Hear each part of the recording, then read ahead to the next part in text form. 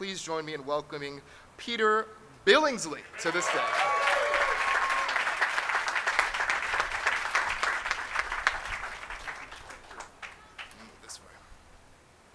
Thank you, Melvin, very much. It is an honor to be here and have the opportunity to share a few words about my good friend Vince. And from the moment I met Vince many years ago, his star was shining brightly, and I knew that this moment would eventually arrive. In fact, the most surprising part about all this is that it took us this long to be up here. And Vince is truly a star in everything that he does. He's a star in his approach, in his preparation, his execution, and his follow-through. He shines brightly on the screen and in the people's lives who've had the good fortune to know him personally, making them and those around him want to be better in all they pursue. His tremendous success comes at no surprise. Now, I first met Vince as a fellow actor on an after-school special 35 years ago.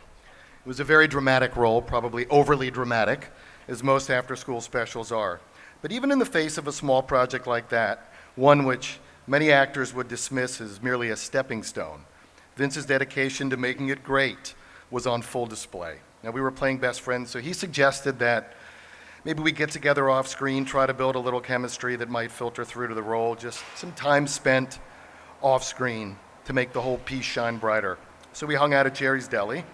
We ate a lot of pastrami sandwiches. We bowled a lot of games at the old Rockin' Bowl. And we walked these very streets in the late 1980s, looking at the stars etched into the Walk of Fame and talking about our own dreams in Hollywood. And it paid off big time. Not only are we still very close and our careers have flourished, but to this day, it still is 98% fresh, that after-school special. So Vince crushed it. And what happened from that moment forward was not only the beginning of many collaborations, but a lifelong friendship that put me in the unique position of having a front row seat to his incredible career. And the more I got to know him, the more I realized that his success in Hollywood was not a question of if, but when. He had all the makings of it: the desire, the fortitude, the resilience, the incredible raw talent, the matinee idol looks, the genuine passion and love for his craft. And anyone who knew Vince at that time knew him to be the funniest and most charismatic guy in the room. As it often does, it just took Hollywood a minute to catch up. And we live in a time where people become famous for so many different reasons. But a star is truly someone who's recognized for their achievements and for their accomplishments.